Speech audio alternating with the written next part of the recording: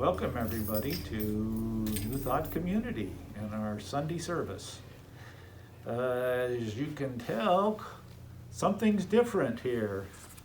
And that is in 2020, COVID has been in the forethoughts of most of us. But anyway, I'm going to take off my mask because the only person here with me is Carol Ann. And so many things have happened, in this time of COVID. And what I always think about is Major League Baseball and how all of the stadiums are filled with cardboard cutouts. And so I'm thinking, well, maybe now that we're doing the service from the church, maybe we need cardboard cutouts at church. So, and then, when somebody hits a home run, they have a soundtrack to make people think they're cheering, yes, but it's not real. So, but maybe we could have something like that here. So, lots of things have changed during COVID. We've had so many businesses, including restaurants, that are having difficult times. And a lot of them have gone out of business. But I've heard there's one new restaurant in town. It's called the Karma Cafe.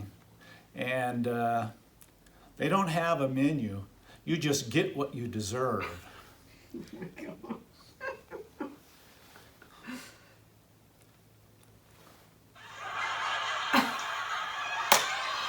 Okay. Enough of that. That's my joke for today.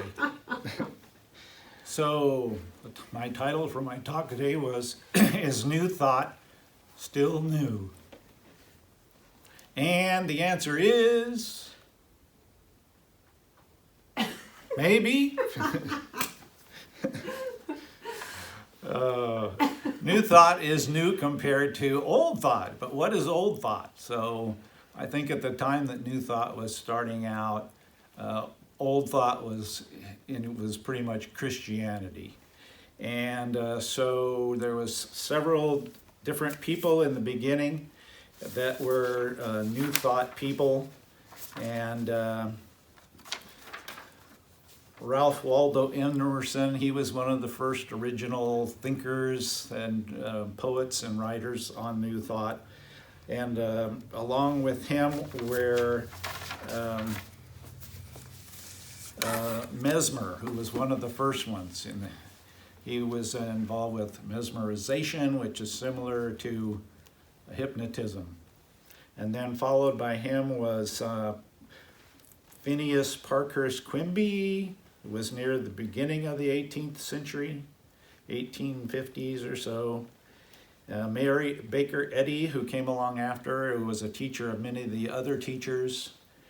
And then later on came along Ernest Holmes. And so anyway, he was more into the 19th century.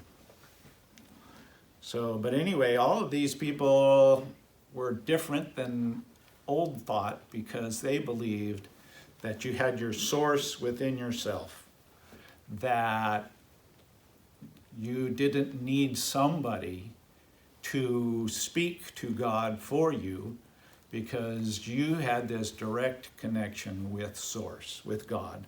And I prefer to call it Source over God because everybody has their own idea of what God is and own belief system. So anyway, this Source within us, we all have. And that's what we believe. And Ernest Holmes, he called this Source within us the thing itself. And I'm going to read a little bit about what he believed about the thing itself.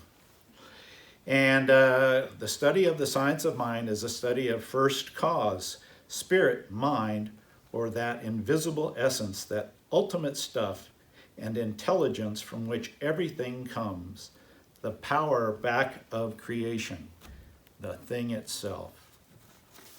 And then later on, just a little bit, he talks about what it is. We have discussed the nature of the thing as being universal energy, mind, intelligence, spirit, finding conscious and individualized centers of expressions through us, and that man's intelligence is this universal mind, functioning at the level of man's concept of it.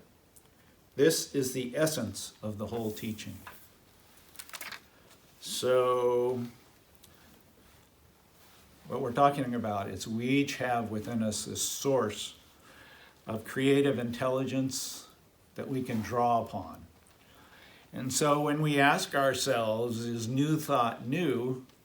Well, we have to say the answer is no, because people throughout time have experienced this source within themselves, and they've drawn on that, and they've expressed through that. Jesus is a prime example of that. But other people throughout time have done that, all through time. I have this book, one of my favorite books. It's called The Supreme Awakening. And in here, it's about people who have experienced that source within themselves, the thing itself. And throughout time, they gave it many different names. In the ancient Vedic tradition from India, it's called Brahman. And American Indians called it Wankantalka. And we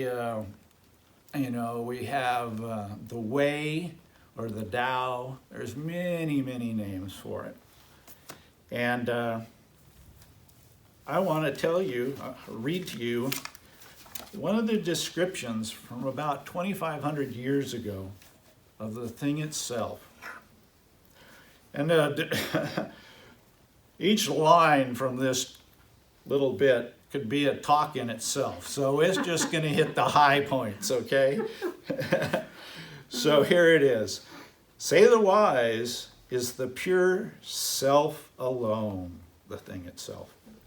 Dwelling in the heart of all, it is the Lord of all, the seer of all, the source and goal of all. It is not outer awareness, it is not inner awareness, nor is it the suspension of awareness. It is not knowing, and it is not unknowing, nor is it knowingness itself. It can neither be seen nor understood. It cannot be given boundaries. It is ineffable and beyond thought. It is indefinable. It is known only through becoming it. It is the end of all activity, silence and unchanging, the supreme good, one without a second. It is the real self. It, above all, should be known. So that's a description of the thing itself in some person's words from 2,500 years ago. And it's still valid to this day. So, is new thought new?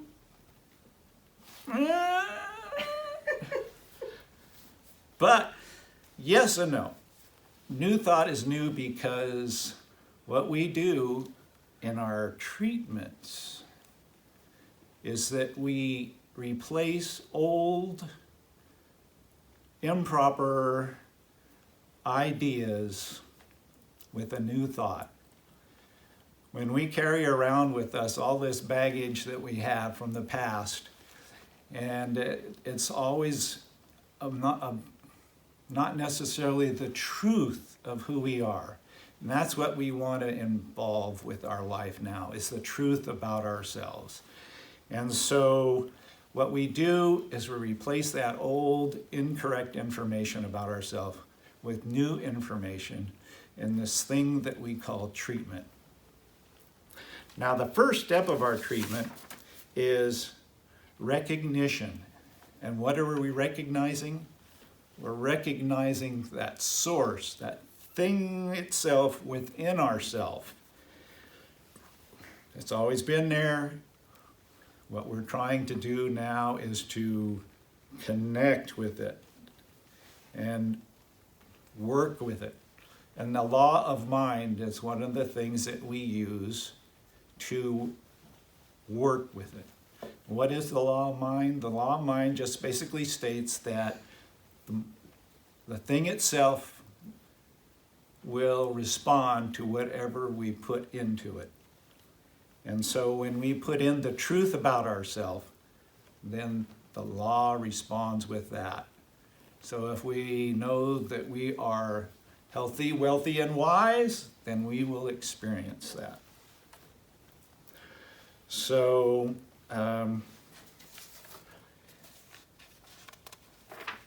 let's see here.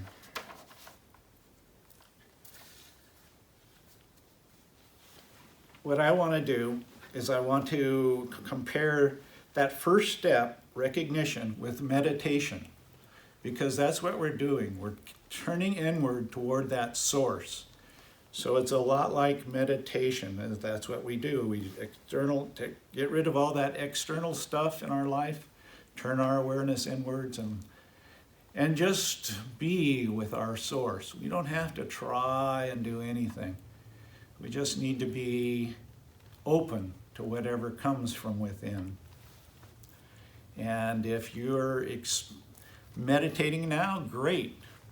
I'm hoping you're finding true happiness with what you're doing. But if you're not meditating, there's so many different kinds of meditation. And my advice to you is to find the one that works for you.